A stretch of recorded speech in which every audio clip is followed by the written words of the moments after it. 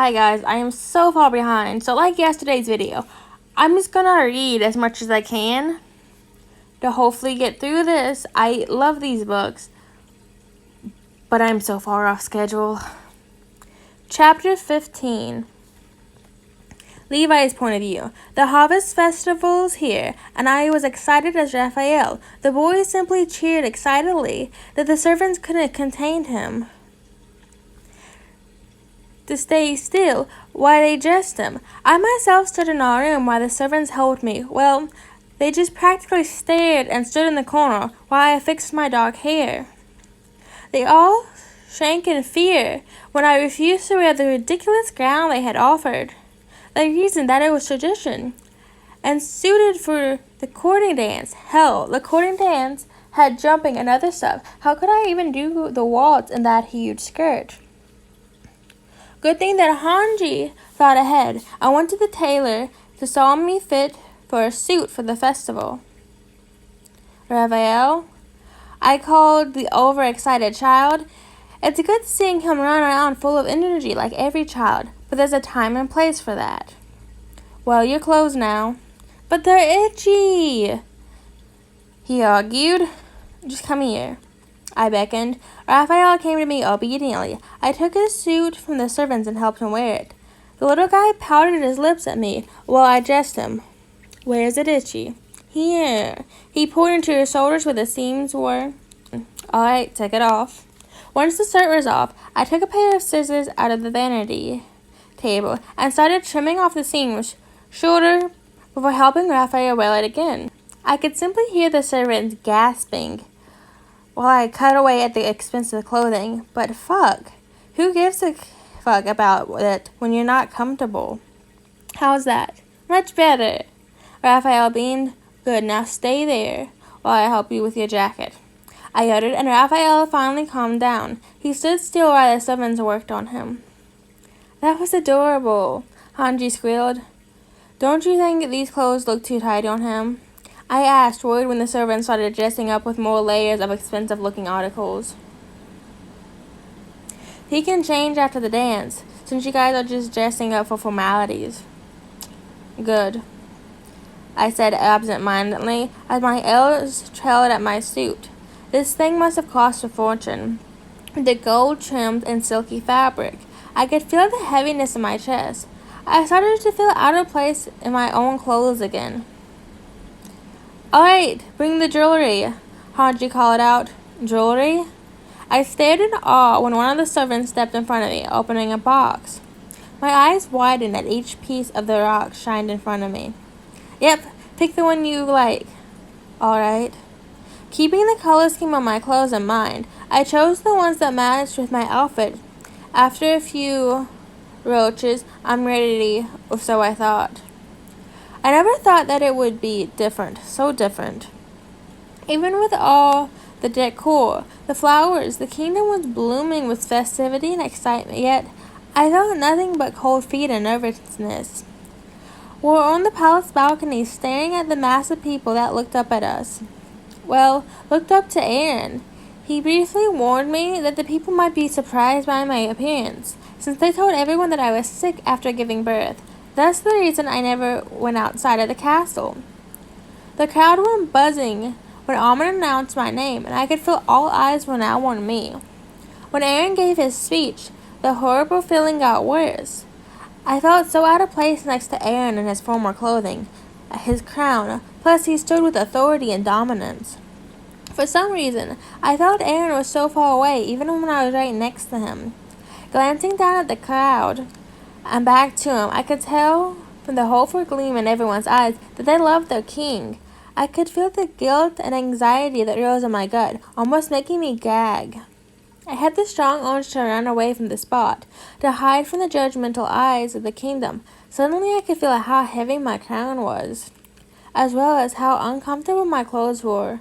The sickening feeling came rushing back to me like a landslide.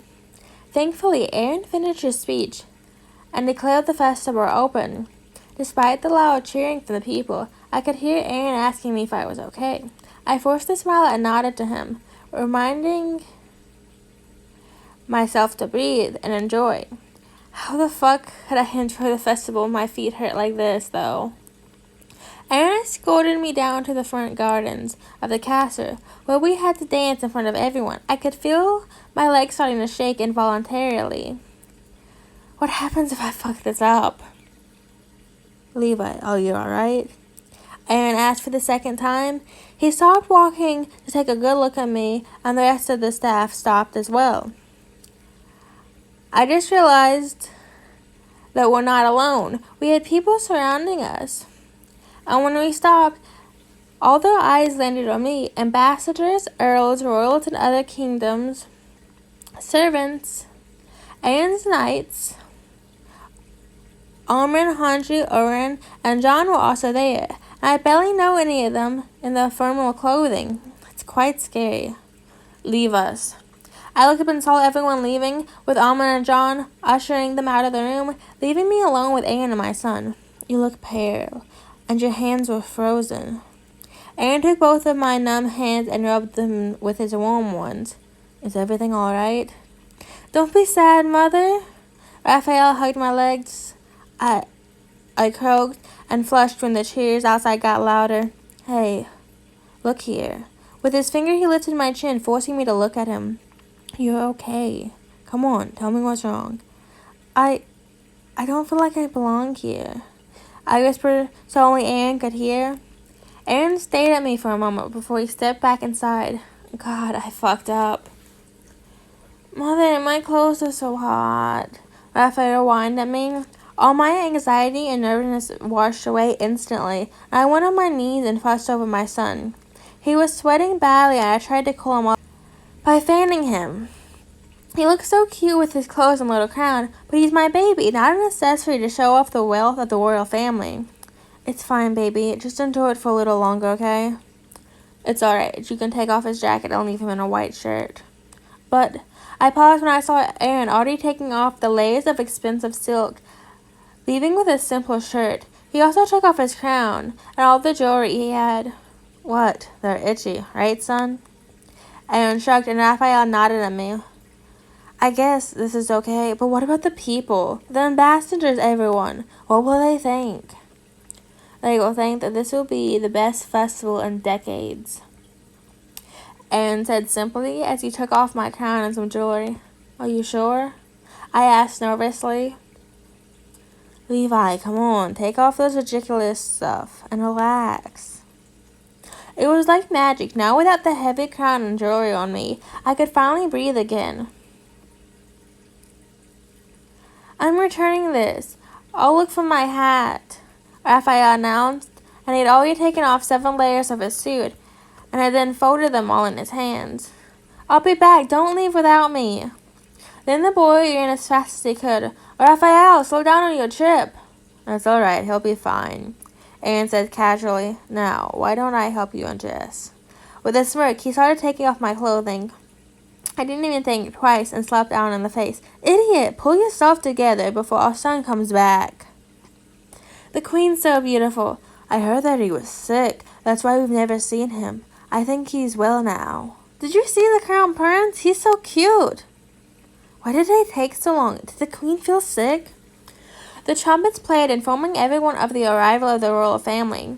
Everyone cheered and clapped their hands as the royal family arrived on the dance floor in simple outfits.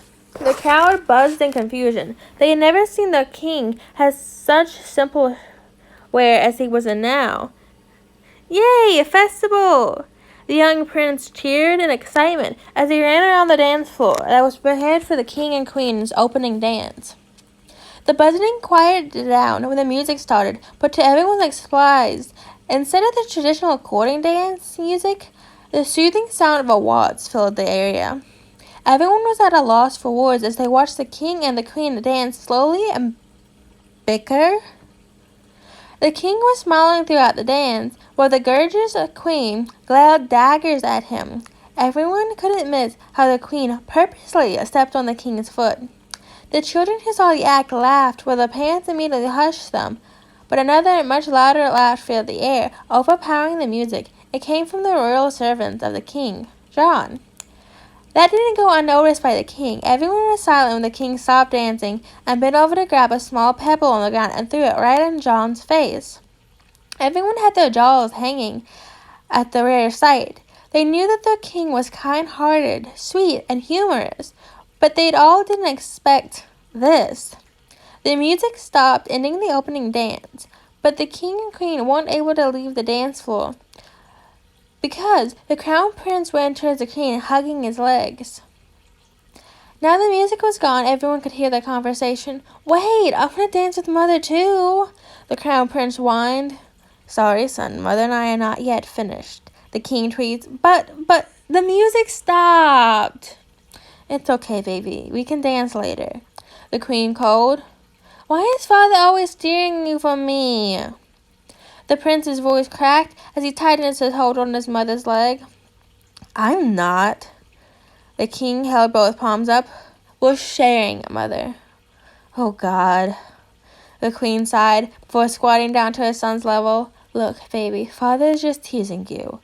We can't dance now because the people prepared a dance for us to watch." "Really? We'll dance later." "Yes, I promise." The queen picked him up and left the dance floor with their beloved king in tow. The harvest festival was a success despite the shock at the opening dance. Usually after the main events, the royal family had to attend a glorious party for the rulers and lake in the castle, where the common people enjoyed food and music in the town, but there was no ball in the castle. The royal family joined the people outside until nightfall. The king and queen walked around the kingdom like common people, with only their servants, which they didn't seem to treat as servants at all. It was a rare sight indeed to see the king bicker with his royal servants about simple things. While the queen's beauty never failed to make everyone freeze in place, he visited each stall, admiring everyone's handmanship. His eyes landed on every salesman and got their tongue tied. The prince was all over the place on each street they passed, though. He made a friend, and they all held hands together while skipping until they created some sort of chain. Having the royal family join them throughout the festival reminded them of how the late king and queen treated the whole kingdom. It was indeed the best festival of the decade, and everyone hoped that it would continue from now on. Chapter 16, Levi's point of view. "Told you it would be the best festival of the decade," Aaron announced smugly as he grinned at me. His fucking expression screamed, "I told you so." It was. I couldn't help but agree with a sigh. It was really nice to walk around the town without the thoughts of survival, unlike when we were in the underground. Festivals were our main opening. People were distracted all throughout this. It was easy to rob them. I wasn't able to enjoy them before, or simply sit down and watch how beautiful the decorations were, how fun the shows were, and how exciting it was with all the food stalls and merchants that lined up. Though I wish Isabel and Falcon were with me. That would be great. I could feel the familiar grief of loss of my friends. I didn't even visit their graves and paid them respect. "Hey," Aaron called out. "Huh?" I perked up at the call, and it came to me that I spaced out again for the third time. "Do you want me to go over it again?" Aaron eyed the stacks of paperwork in front of me. I eyed my work. I didn't finish even 1/8 of the paperwork. I didn't know what came over me, but after breakfast, Raphael went to his magic class, and the teacher didn't allow me to join my son. He reasoned that it would be dangerous, especially during practice time. Raphael was all red when the teacher told me what happened during one of the classes. The young prince was tasked to summon a frog. He did the job, but they didn't expect that the frog was huge, and it almost destroyed the castle's west wing. From there on, Aaron requested them take their classes in the courtyard near the field to prevent any harm and damages. With that, I got nothing to do and decided to join Aaron in his office. When I opened the door, I saw a very worn-out Aaron. He looked like a ghost staring down at his papers. Well, he wrote something down. "Jean, please, can you hold these files after I finish the first one?" He groaned at my arrival. He never bothered to look up from his work. His brows furrowed as he read what was written on the paper again. I can help, I offered. It was like magic when my verse reached Aaron. He perked up immediately. He shines that goofy smile at me again. Aaron gave me a decent amount of work and was patient when he instructed me on what to do, and of course my brain couldn't process it all. I never thought that this was the king's job. I never thought kings had work at all. I thought they just sat on the throne and ordered people to do things for them while they breathed in money. God, I was dead wrong. Shaking my head back to reality, I tried to recall the instructions that Aaron gave me. Well, yeah, about this one. I held up the paper to show him. Aaron stood from his spot, leaned over to examine the report. It belonged to one of the villages on the east. It had all the trade catalogs, as well as the products they produced. They asked for help in upgrading the irrigation system for their farms. The chief had written the details of the plan, as well as the materials needed. That's reasonable. You can start writing a letter to the council and let them know, so they can establish a budget. After that, write a letter to Amon regarding the materials. When he receives it, he'll send you a full report of the kind of prices the materials that may fit or go over the budget. Aaron explained. All right, what happens if the materials go over the budget? You will have to write to the council again and... Oh my God. I whined. Hey, it's fine. You're doing great. Can I see the draft? What draft? The draft of your request to the council. Oh, that's the final. I passed the letter to Aaron, and he squinted at my writing. This is good, but I think it would be better if you have a full report, like how far was the village, so the council can include the transportation in the budget as well as the number of people working on the project, and the exact measurements of the farm.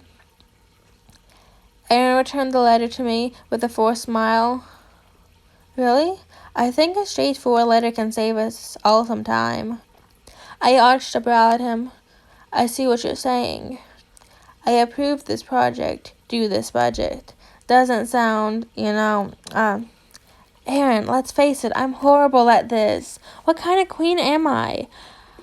I mean, I don't even know how fucking far or where exactly this village is, I exclaimed. I can't even write a letter. Hey, slow down. Don't beat yourself up about this. Anne sat down next to me, patting my back. At least you finished 2 reports now. He smiled at me, and I glared at him. I know he means well, but fucking damn it. A knock on the door pulled both our attention. My queen! Hange's voice managed to pierce through the wooden door. Kenny Ackerman has arrived, and he's waiting in the sunroom. My relative. I stood up a frozen place when Aaron held my hand. I looked down at him in confusion. Levi, whatever you discover, please tell me. We're boyfriends after all. He smiled at me. That's my line. I chuckled. My eyes caught the amount of paperwork still lying on his desk. I quickly leaned down and kissed his lips before bolting to the door. I'm sorry I'm useless with the paperwork, but I hope that I can help you in some other ways. Good luck with your work. I quickly opened the door and closed it, leaving Aaron gasping inside. Oh, I heard that, Hange teased. She was leaning on the wall with her arms crossed over her chest, a smug smile on her lips. So what? He's my boyfriend, I exclaimed, causing myself to blush. Of course. Hange's smug response. Come on. I just rolled my eyes at her and continued walking down the halls. The walk to the sunroom was quiet, but I liked it. It gave me a moment to think about what to say to Kenny. There were so many questions that kept rolling, none stopped in my mind. I feared that once I'm face to face with Kenny, I'll forget all of it. Levi, Hange quietly called while we walked, breaking the silence. What will you do if you discover everything? Well, I guess I'm going back to my old life. It's never going to happen. I think I'll learn my duties and help Aaron with everything I can do. But if I'm terrible at it, I guess being a full-time mom doesn't sound too bad. The last idea sounded much better than fucking stacks of paperwork. I do enjoy fussing over my baby, Raphael. Though the child got a little possessive, and his actions during the dance of the festival could lead to more serious notes if not taken care of. Moreover, I should tell Aaron to stop teasing the boy. Raphael is an alpha after all. It's in his nature to be possessive and overprotective, but it's not an excuse to go to our room every night because he wanted to sleep next to me. This resulted in a horny Aaron. A good thing was, he had a lot of important work to do on his hands, but he did try to persuade me to bend me over his desk earlier. That bastard. Wouldn't it be great if Raphael had a sibling? Levi, are you? Hange stared at me with wide eyes. No, I didn't get pregnant from Aaron's last stunt. I confirmed it from the doctors that examined me, but he did give me an updated schedule for my heats. Levi, that's great. Have you told the king yet? Of course not. He'll mount me before I told him that I wanted another child. But first, I stopped and glared at the door that separated me from this, Kenny. I have to settle this. Chapter 17, Levi's point of view.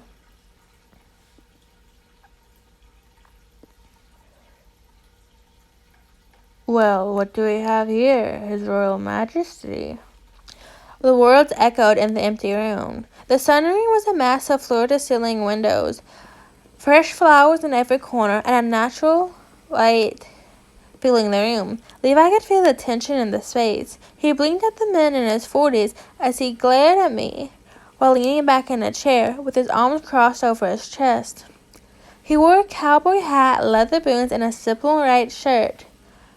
But the frown and glare he wore topped it all. This man, Kenny Ackerman, he looked so menacing. I gulped, walking towards the table and sat down in front of him. This was not the time to be afraid. He may be scary and an alpha, but I could be scary too, as long as he answered all of my questions. Did you call me to rubbing your riches in my face? He scoffed. What? I gasped at him in confused. Ah, just because you got hooked with your pen pal that turned out to be the king? You can't get away from who you are. He pointed an accusing finger at me. You know, Lee, if I didn't know better before you got married, I could have told the entire kingdom that you're nothing but a thief before I took you in, you bastard. I flinched when his voice got louder, my eyes glaring back at the two doors, where the guards were waiting for my signal if things go wrong.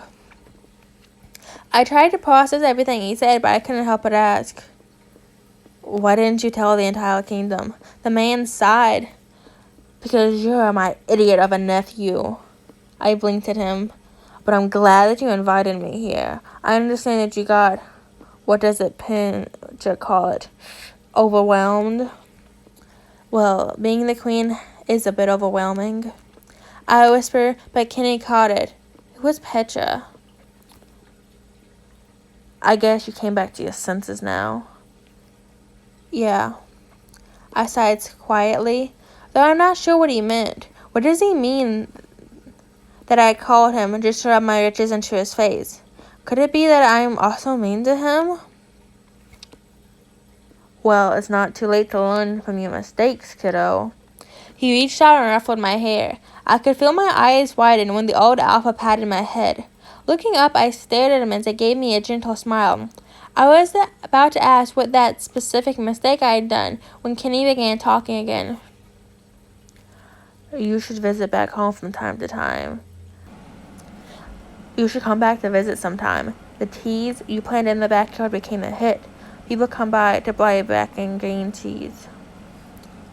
Teas? I responded as I stared at him. Speaking of which, Kenny pulled something from his bag. I stared at the wooden key cup as he gave it to me. You forgot your cup. I stared at the wooden cup carefully, tracing my fingers along the engravings. It was hilarious when everyone discovered how delicious and beneficial the teas were.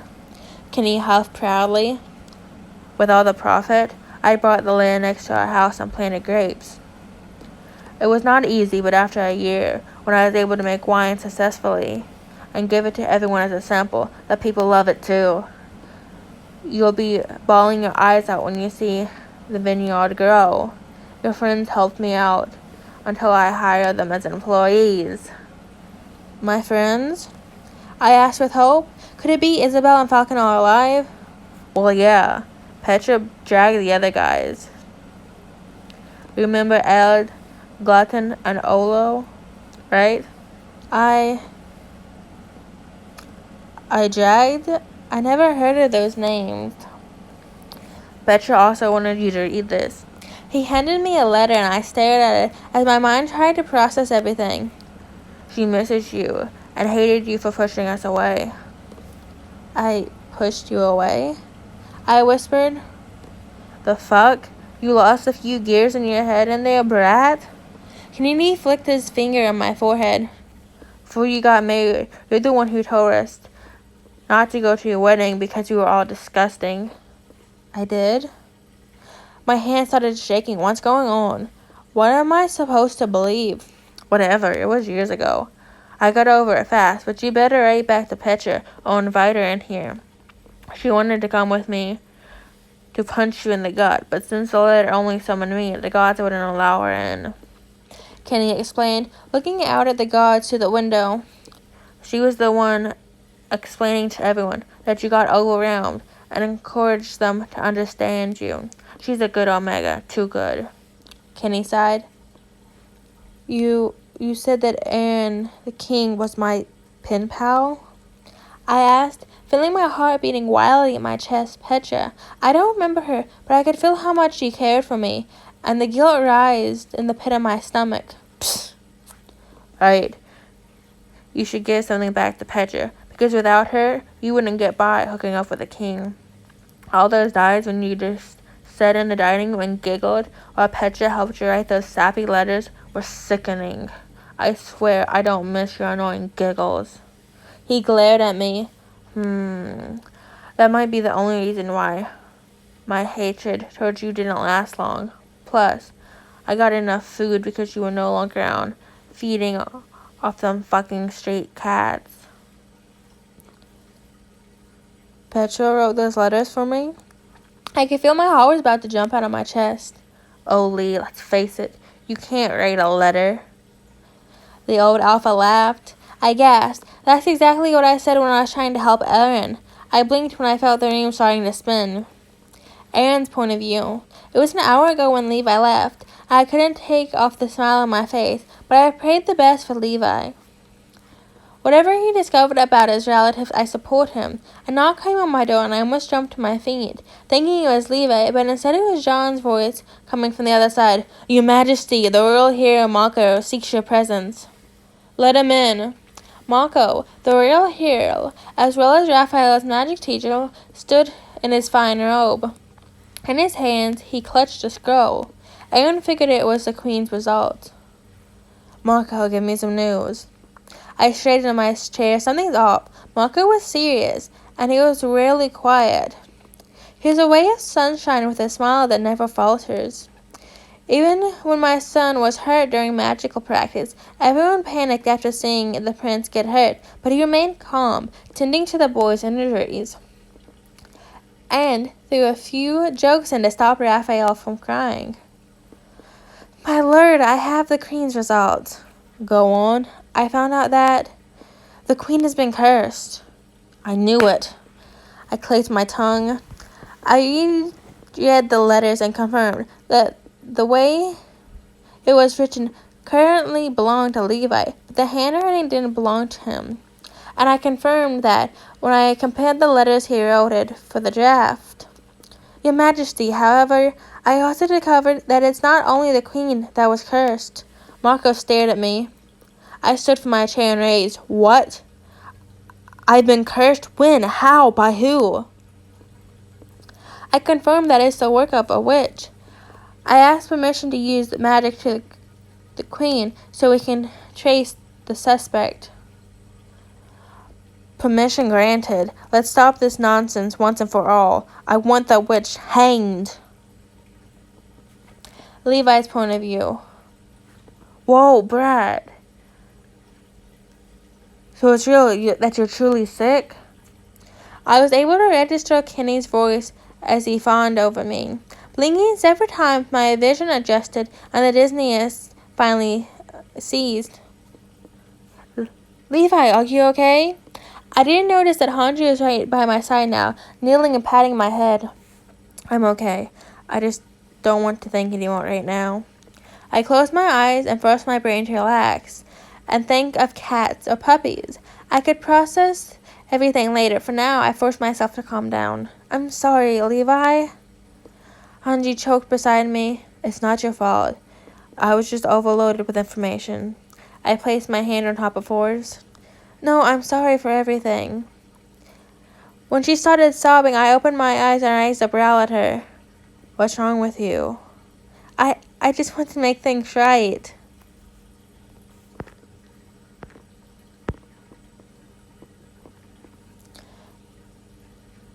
Chapter 18. Levi's point of view. What are you talking about? I gasped at the healer. I'm cursed. Right after I almost fainted, Aaron busted into the sunroom and took me away with John and the healer in tow. He ordered Hange to take care of Kenny and ushered him to a room while we sorted things out. We're back in our room with Aaron, John, and Mako. Aaron instructed me to close the gates of the palace because Mako could sense that the subject was still in the castle. Yes, I found dark magic running in your system. Mako approached me and patted my forehead, and I can feel the energy here. My hand quickly slapped my forehead. The witch altered my memory? Not only yours, Aaron growled. The witch played with all of us. I knew it was a witch, John mumbled in the corner. Levi, I know in memory that we exchanged letters together, but then I can't seem to recall how it started. Aaron turned to me with a frown. About that, I found out that I was the one who sent those letters, but it was a friend, Petra was her name, who wrote them for me. I explained. That's what I discovered after talking with Kenny. So that means... Yes, Mako confirmed. My lord, your marriage was not an arranged marriage. What? When I found out the queen was cursed, I tried to make an antidote to retrieve my memories. Mako explained. Mako, you drink another experimental potion? Jean exclaimed at the healer.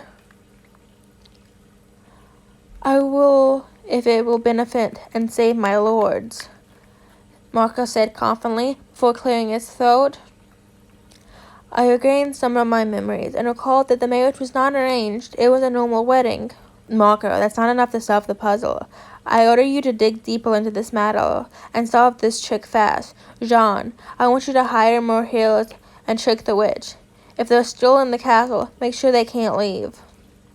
Aaron started booming orders, and I just sat on my bed, with my mind running wild. I bit my lower lip nervously. This is so confusing. Understood, Your Majesty. John huffed. It was done. What? Aaron and I gasped in unison. What did they mean? Did they catch the witch? Misaka, bring her in here. John called, and the door opened. Misaka came in, driving a very familiar servant, and proceeded to kneel in front of us. My eyes grew wide when I saw who it was. Hange! I gasped in horror. You were wise enough not to run away. Mako glared at her. Mako, you know I wouldn't do that, right? Hange forced a smile at Mako. Hange, you're the witch? I asked, feeling my heart grow heavy. Hange, she's been playing with me all along. All those times when Hange helped me to fit into the castle on our first day, how she never left my side, how she was nice to me. But she was my best friend. Yes, I can explain, she cried at me. Silence, Aaron boomed. With a flick of his finger, a sword was slammed in its hand, and he along the blade at Hange's neck. I flinched when I saw the blade appear. Dear God, I don't know Aaron knew magic. As if on cue, Mizuka blew her sword, and Jean pulled out his dagger. Wait! I quickly grabbed Aaron's arm, forcing the blade away from Hange. Let her explain. This isn't the proper way of doing it. Aaron was silent as he stared down at Hange. Then he sighed, the sword in his hands, and turned into smoke. Very well. We'll see you in court. Wait, what? Why can't we let her explain here, now? I pulled on his sleeve. But that's the proper way, Aaron muttered. That can take forever. We'll let her explain, and Mako can probably cast a spell of truth on her. I looked over at Seth Hill as he blinked at me. I can brew it up, but it might take a while. My apologies, my lord. He bowed deeply at us. That's fine. Mako brew it up. Mizuka help him with it and the materials. Aaron ordered, but Mizuka protested. As an order, Mizuka. Aaron added sternly, and Jean, stay here. The two left, and I could feel the tension in the room. Hange, I started. Why? She stared at me before looking away. I did it for money. The Lordoths offered me a huge sum. The Lordoths? Aaron responded. Care to elaborate before I declare war on them? Aaron! I slapped his arm. He wouldn't do that, right? Please don't. Hange begged. I can explain. Then start explaining. It would be perfect timing when Mahako finished the potion, and you'll have to tell your story. I'll be the judge of the truth. Aaron stressed the word. I could tell he was angry, but he was holding it in and keeping himself calm, like a true king. I understand, Hange gulped. I was hired to break the marriage, so that His Highness will have to marry Annie Lowenhart instead of Levi. I acted as Levi's servant that day and cast a spell a week before the ceremony started. I erased his memories about you, Your Highness, and replaced them with bitterness and hatred. Then why? Aaron breathed. A week before my wedding. It could be the only reason why I was mean towards my uncle and my friends. I whispered. I noted that Kenny told me that I didn't invite them because I told them they were disgusting. That was the plan. Levi refused to marry you and run away, but he didn't. Levi smiled at me. The wedding continued. I blinked at that. I didn't run away as Hange planned. I don't know why Levi didn't run away back then. I was helping him into his wedding dress while encouraging him to run away. He seemed to like the idea, but he walked the aisle anyway. My plan didn't work, and Levi got pregnant. I became his royal servant, so I could keep an eye on him and pinpoint what had gone wrong. But I don't know what was wrong, and Lowenhart was enraged of the news. So I tried again. I erased and altered His Highness's Aaron's memories and everyone's. I made everyone think that your marriage was arranged, that it was the late king that forced it. But it didn't work. King Aaron still cows for you, Levi. I turned to look at Aaron. His expression didn't change as he waited for Hange to continue. The Lockhart gave up on me and threatened to kill me if I came back. I had nowhere to go, so I stayed as Levi's servant. I deserved it. Hange sobbed. I gasped. Oh my God, what did I do to Hange? Did I hurt her? But I wanted to make things right.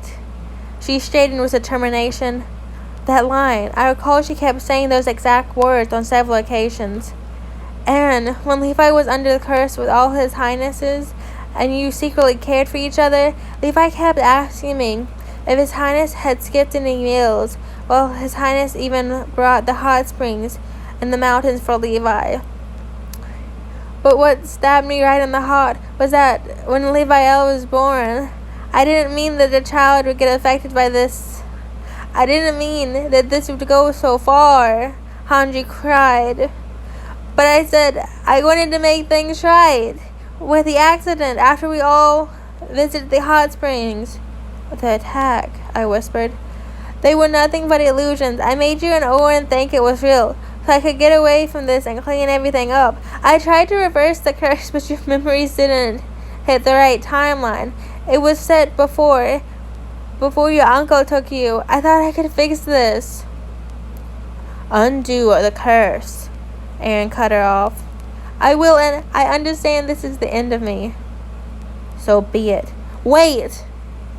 I snapped at Aaron. But Hange admitted her mistakes. She can undo it. Do you think killing her is a bit too much? I pleaded at Aaron.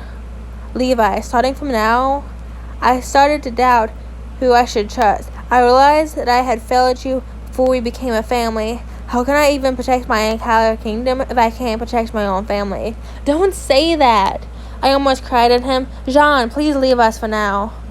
Yes, my queen. Jean helped Hange and escorted her to the dungeon. My eyes almost pricked at her quiet voice as she said, I'm sorry, before the doors closed. Hange's point of view. I deserve this. I failed more than once. Such a mess I made. Pulling my legs to my chest, I sobbed as I regretted everything I did. My heart hurt when I vividly remembered how the curse affected the good people of this kingdom. Has the king been eating well? That's what Levi kept asking me after the wedding. The curse of bitterness and hatred lingered in his system yet. He never failed to ask about the king's health. I recall the times when I escorted Levi to the gardens, but the king was there. I could see how much Levi wanted to join him, but the curse kept pulling him in, forcing him to turn around and walk back to his bland room. He did nothing but stare at the walls. He didn't even hurt me, but the guilt I felt every day was torture. There was times he cried, and then he would ask himself why he does so. Because of the curse, he's missing his memories. That was the only way his heart tried to cope, and it struck me. It only became worse when Raphael was born. I didn't expect that the curse included the child. During those times, Levi refused to hold his own baby, but his eyes reflected more. He wanted to hold his son. He wanted to spend time with his mate, but the curse stopped him so. I was thinking of ways to fix things, but the damage I had done was too great and I couldn't easily brew a remedy, since the king forbid using magic, especially when Raphael, at such an early age, came to me. Why does my mother not like me? I broke down right there in front of him. It was my fault. I promise that I'll make things right, if it meant I'll be hanged. Levi's point of view. The first month of 1246, a new year, a new life. My friends had a proper burial, and I now lived with my uncle. I never thought my mother had a brother, or that Kenny recognized me as my mother's. It was snowing in the last month of 1245, and I was freezing in the street when an old alpha came into view. He shouted my mother's name. I started crying while he hugged me, but then he realized that I'm not her, and I cursed and mumbled something about eloping with a stupid guy. He took me in, of course. I was skeptical about him, but when he showed me a painting of him and my mother, I broke down. Now I have a roof over my head and a little tea plantation in the back of the house. I slowly am moving on from the deaths of my friend, and Uncle Kenny was not that bad. He was quite nice. Excuse me? I looked up from my garden and saw a mailman waving a letter. Yes? I have a letter from John Kristen. but it seems that there's a new residence in this address. Yes, they moved out last week, I informed. Oh dear, perhaps you know the new address? I'm sorry, but I don't know. Oh, well, I can't return this letter since it's a policy for certain senders. But just in case they come back, can you hold on to this? The mailman handed the letter. I will. I think Petra might visit him. I whispered, recalling that John will host some sort of housewarming party. Petra and I were invited, but I don't think I have the patience for those. All right.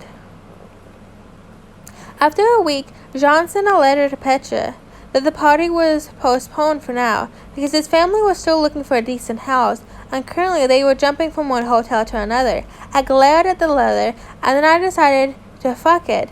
I'm not a messenger boy. I opened the letter and I wrote back saying, your friend John of a house moved out from our neighborhood and still doesn't have a permanent address. If your letter had urgent stuff, you better wait until they get settled. Signed, the annoying neighbor that turned messenger, Levi. The next day I received a letter from the same person, but this time it was for me. I curiously opened it and almost vomited at the smell of roses and the long message. This person must be bored. I continued to read the letter to the end. A small poem was written. It was sappy, but good. Levi! Petra popped out from behind the hedging fence on the front of our yawn. You have pen pal? No. Come on, don't hide it from me. I saw you smiling like an idiot. She poked my cheek. Damn it, all right. I might have a pen pal. I dragged the words. I looked down at the letter in my hand. This person isn't so bad. Maybe this would be good for me. Petra, I need your help on this one. Chapter 19. Levi's point of view. The second month of 1246. Roses are red, violets are blue. I'm looking at a good looking, but sadly it's not you. I giggled, raised my hand to my mouth, and tried to suppress my laugh. Right in front of me, I could barely see Petra's frown, with the tears forming in my eyes. Seriously, Levi, is that the best you can come up with? Petra rolled her eyes at me. Of course. And will he like it? I snatched the last letter that my pen pal had sent me and shoved it in Petra's face. See, he thinks it's funny.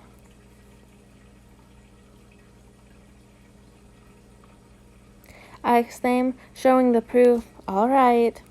Petra shrugged and started laughing. I laughed as I read his letter. Yes, I somehow stole Jean's pen pal. It's not my fault that his pen pal liked me more than him. Rogue. That's what I secretly called him. I couldn't just call him my pen pal forever. It's not that we have some sort of secret language that only the two of us could understand. Petra thought that they were only exchanging slappy poems, but it's more than that. I felt my heart grow fuzzy just thinking about it. All right, Petra reread the letter. I guess this one's done. Thanks. I snatched the letter off her hands. I neatly folded it and placed it in the envelope before bolting outside and placing it inside the mailbox.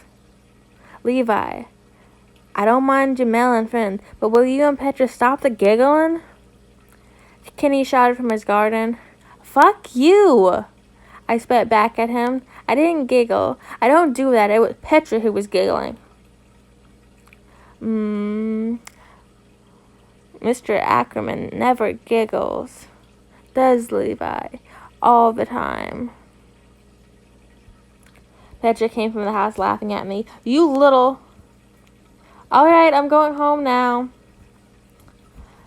Petra rushed out of my arm's reach. Bye, Levi. Bye, Mr. Ackerman. Then she bolted down the dirt road to run home. I sighed and waved back at her, closing the mailbox. I looked over my uncle's garden. He had this dream of turning the backyard into a vineyard so he could have free wine. It was a stupid idea, but I gave in and decided to plant tea, so I could have free tea as well. The town where I lived was fairly small. Everyone knew each other despite the huge gaps between each household. Petra's house and the others were a good distance away from ours. I like it that way. It was quiet and the other people tended to mind their own business and not give a fuck what we do. I went to the garden and tended to our small tea plantation, or maybe I shouldn't call it a plantation, if there were only 10 pots. But I'm proud of it. I hate the dirt. It's a thing that developed in me when I was living in the streets. There was a plague back then, and the only way to survive was to keep me and everything around me clean. It was hard, but I was desperate. I couldn't afford to get sick because I knew I'll surely die. Months passed, the plague was gone. The mentality to keep everything clean never left my mind until this day, though. I hate touching dirt, but I'll hate myself more if I don't keep my pants clean. Supplies in the small town were limited, forcing the price to go up, leaving the townspeople to grow their food. This was not such a bad idea. The soils were fertile, but the town had no farms, with so little on population, resulting in too little manpower. In the end, people only grew for themselves. So does Loverboy ever plan on visiting? Kenny blurted out, "What, visiting?" I snapped at him, completely frustrated. "He's not my Loverboy." I blushed as I heard myself say that word. "Oh, come on, Brad. I'm not an idiot. Tell the dude to come here. I want to see the guy that's been turning my nephew into a giggling machine." Kenny grunted as he pulled the weeds in the garden. "I don't giggle," I exclaimed. However, maybe inviting Rogue was not such a bad idea. He claimed that he was bored to death where he lived. That was why he engaged in writing letters to John before. Now we were exchanging letters. But doesn't inviting over seem a bit too fast? I pondered. I paired the weeds with all my might. I decided to just do it. If Rogue really cared about me, then her visit. The sun was setting and I'm still in my room, practicing my writing. I knew how to write, but it's not pretty, and I always mess up the spelling. I never had an education, but during my early years in the streets, I met this guy. He claimed that he was a teacher and that he taught students in the streets. I joined his class until one day he vanished. I was 12 when I heard that he had died, and no one took his place. I sighed and pushed back the memories and practiced writing. Petra was nice enough to let me borrow some of her books. I used them as references for the spelling, now that I finished reading all of them. Sighing again, I rest my head on the hardwood. I want to meet Rogue. It's been 2 months since we started sending letters. I don't even know his real name. Maybe it's only me that's feeling this way. It all started when we opened up our dynamics, and I shared that my frustrations of being an Omega then. He said the nicest thing to me, and it didn't stop. I pulled the drawer open to my desk where I kept his letters. Before we started exchanging letters, Rogue taught me a secret message that he and John breathed before. I don't know why they established such secrecy, but I trusted Rogue because it was more private and fun that way. As I read his past letters and felt the familiar fuzziness that would bloom in my chest. "Hey, Brad, get down here. Let's eat dinner," Kenny shouted from downstairs. I sighed and stood, cleaning my desk before leaving my room. The table was set when I reached the ground floor, and Kenny was already digging into his plate, taking the seat and helping myself to some stew from a bowl. "Will you invite that friend of yours?" Kenny asked. "I think I will," I shrugged. "Good, because I want to make sure he ain't using witchcraft, just like that bastard our fathers did." I sighed. This was not the first time Kenny freely expressed his hatred towards my father. He told me the tale of how Mother had met my father, and they eloped. No matter how much Kenny tried to stop her, the old alpha claimed that my mother was under some sort of spell. I have no idea. I never met the guy. It was only me and my mother till she passed away. She hadn't mentioned anything about him. What happened to him was no longer what I was interested in, or so I thought, because I couldn't help but let the curiosity spike within me. Uncle, did my father use magic on my mother? I asked. Of course he did. I knew something was going on with that fella. He must have sneaked into a drink or those flowers.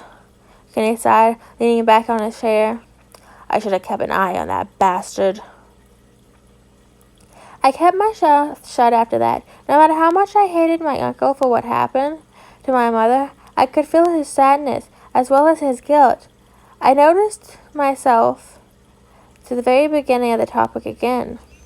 A sudden flashback peeked into my head as I continued to eat. It was when Kenny found me in the streets. I was so depressed about my friend's death that I hadn't tended to myself. My hair grew long that it reached my shoulders, and that's when Kenny saw me and thought that I was my mother, his sister. Kenny's wariness towards my pen pal was understandable. Putting my spoon down, I first my uncle. I'm inviting him. Who? Oh my God, I can't believe he already forgotten about it. My pen pal. Good, we'll only be visiting. I'll set up some charms, just in case he's found to be using magic on people. I rolled my eyes at him. Well, I'm still writing to him. How about next Monday? That'll do. Chapter 20, Levi's Point of View, the 4th month of 1246.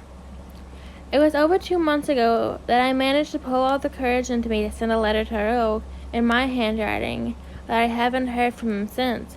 I stood at our mailbox, no longer excited to open it. I've been waiting patiently, looking at the window to see if the mailman came in. But what I got was nothing but disappointment when I got the mail. Taking a deep breath, I slowly opened the box and reached in for the mail. Even though I kept telling myself that I shouldn't expect the reply, I still felt nervousness every time I got the mail. Deep inside, I still expected a reply. I could understand if he declined my invitation, as long as I would be able to exchange letters with him again. Closing my eyes, I took the letters, letting my fingers from the edges, and estimating how many they were. My nose twitched, finding that familiar rose stationery. I opened my eyes, staring down at the letters in my hand. None for me. Head down, I returned to the house, dragging my feet until I reached the kitchen, where Kenny was drinking his morning coffee. I dropped the letters in front of him before taking a seat on the chair across from him and finishing my tea. Kenny hummed, staring at the letters that was piled in front of him. Putting down his cup, the old alpha took the mail, scanning each one. From Mr. Rise's cousin Sean. Ah, there's a cell in Singer's Glen. I huffed in annoyance. Since when had Kenny received letters? Usually the mailbox was already empty. Only my letters from Rogue filled the void. My eyes twitched as I watched Kenny open each letter of mail, as if he were taunting me. Still no noise from Loverboy? He glanced at me. Why does he need to state the obvious? I put down my cup abruptly and stood up. I'm going to my room. Praying to your stuffed bear won't work. Kenny laughed. He's a polar bear. I gritted my teeth as I jumped back into my room. I wasn't praying to Snowflake. I was monologuing. It just so happened that he was in front of me when Uncle barged into my room, not bothering to fucking knock, slamming the door shut. I rested my back on the hardwood, sighing. I went to my bed and grabbed Snowflake, who was sitting on the stool in the corner of the room. Holding him close, I sighed again, and another disappointment day. I had a strong urge to write again, thinking that maybe the mailman dropped the letter while he was going on his way, or maybe Rode thought that it was a prank because the handwriting in the letter was different.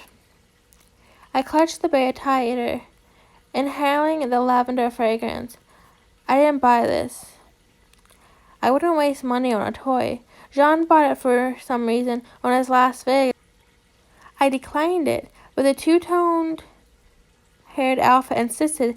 I explained that he didn't have any hidden motives, but he was decluttering their new home because the previous owner left some stuff. I was suspicious, of course.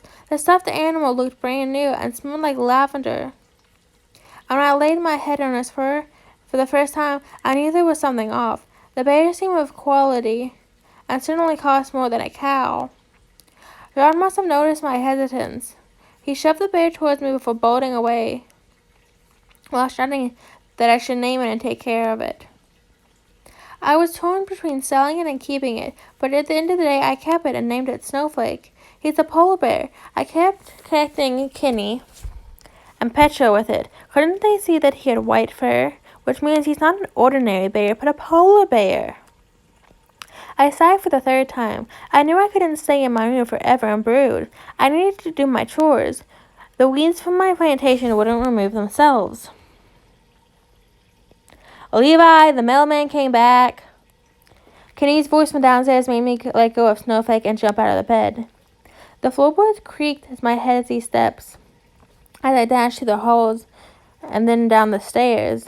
I almost tripped at the last step, but I didn't care. Passing the living room, I didn't miss the smug smile on my uncle's face. But I wouldn't linger on that, though. I knew that he would tease me like no tomorrow after this, but I didn't care. There in the window, I saw the mailman leaving. I didn't waste a second, forcing the door open and almost breaking the handle. I bolted outside until I was face to face again with the mailbox. Staring at it, panting, taking a deep breath, I opened the box and took the letter out. My eyes widened and my heart started to pound when I saw my name written in a familiar handwriting. It's not over yet. There's still a chance that Rogue would decline my invitation. Taking a deep breath, I tore the side of the letter. My hand started trembling. I poured out the letter. The familiar scent of rose soothed my nerves. Folding it open and reading it slowly, taking in every piece of information, and I read it again and again just to be sure. Kenny's point of view. I sighed, smiling as I observed my nephew squeal and dance on the lawn while waving the letter in his hand as if he won the lottery. Who knew that this thug, that lived half his life in the street, squealed like a high schooler? Levi's an omega after all, despite his rough exterior and tends to ward people off. He was as sweet as Petra, no matter how much Levi denied that side of him. He always showed. Last time I noticed that he put a flower behind his ear when he was gardening. The seashells in his room that he had collected from the nearby beach, the white the polar bear named Snowflake that he held so dear, and he giggled a lot. Though I couldn't help but frown, wishing that what happened to his mother won't happen to Levi as well. Chapter 21. John, what did he name it? What does he think of the bear? Did he like it?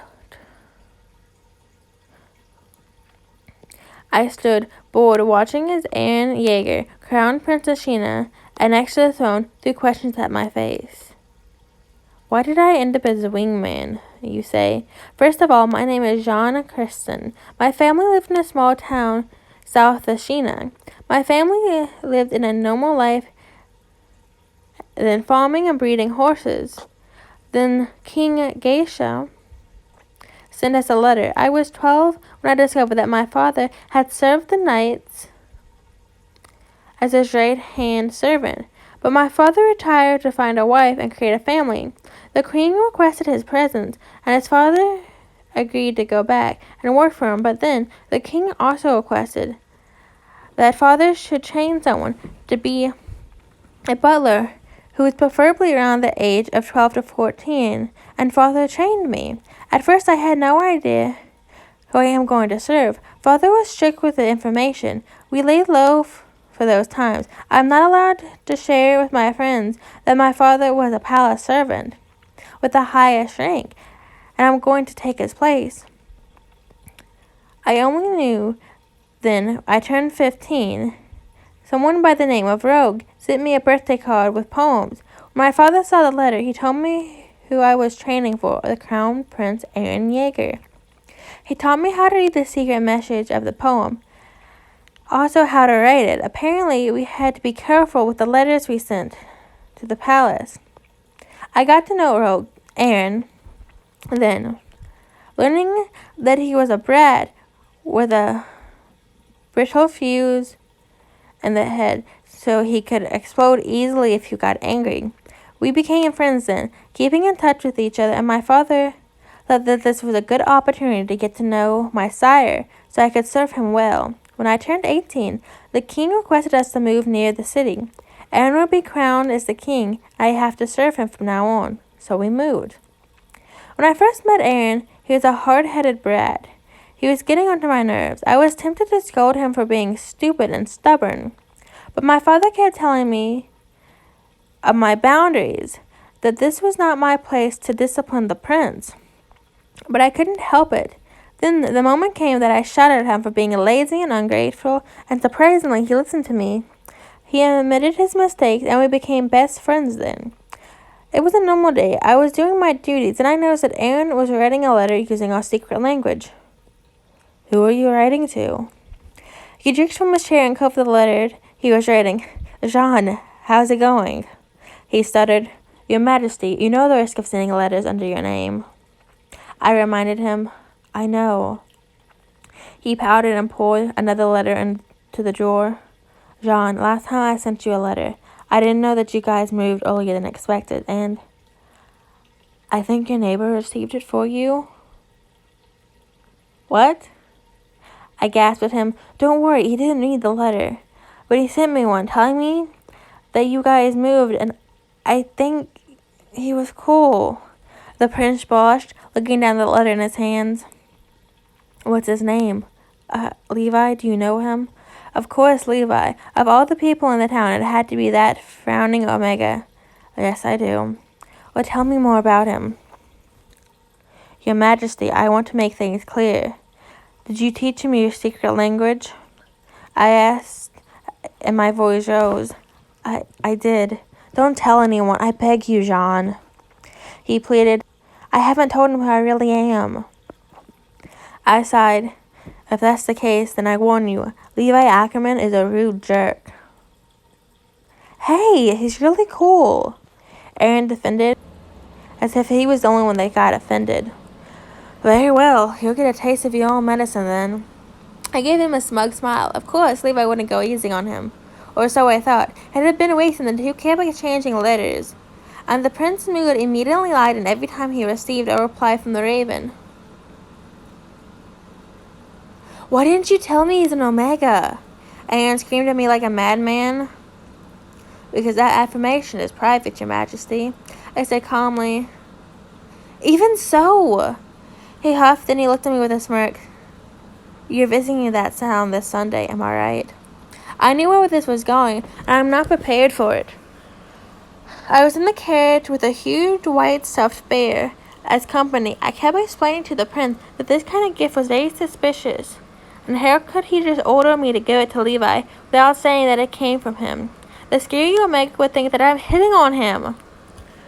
Nevertheless, it was my duty. Gods, please bless my soul.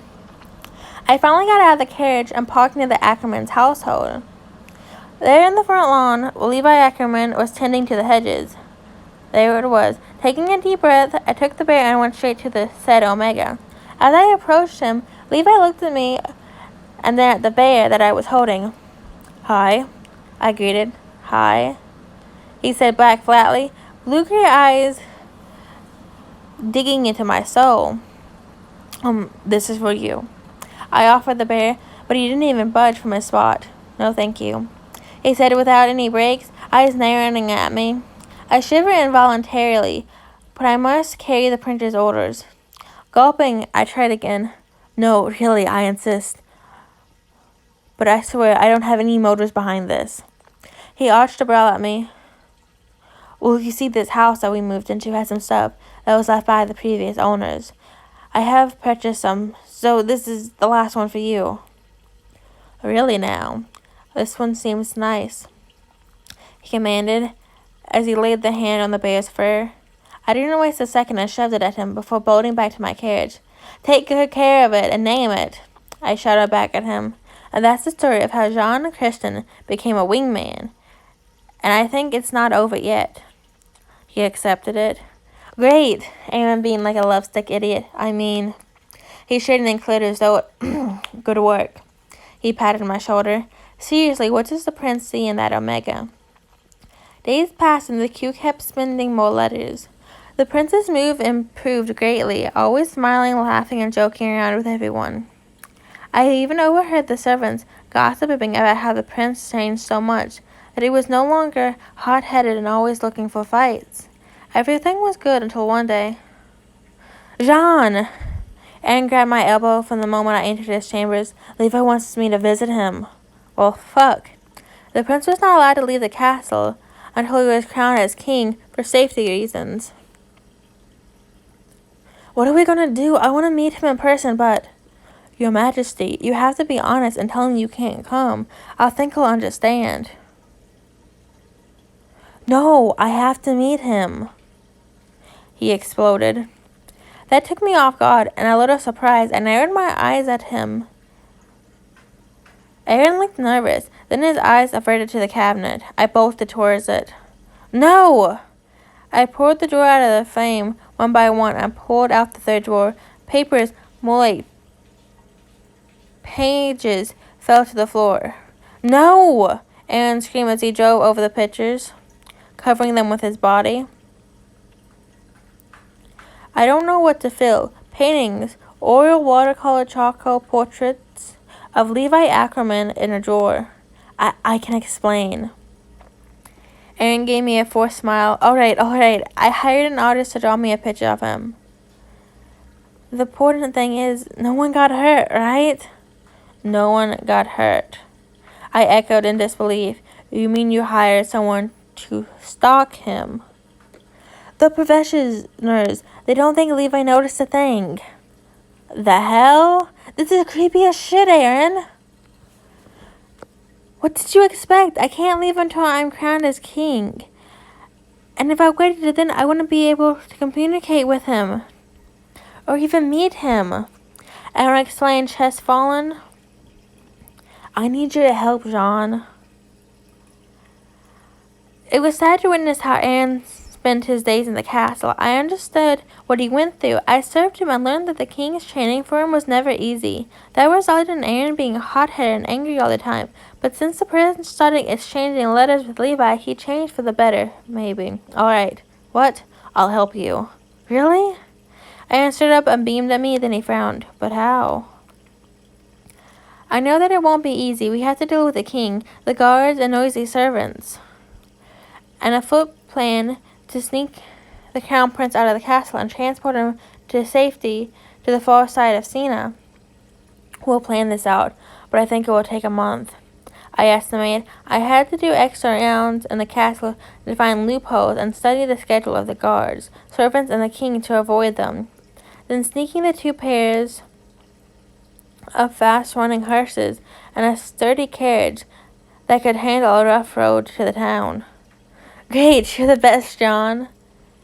I need a raise for this.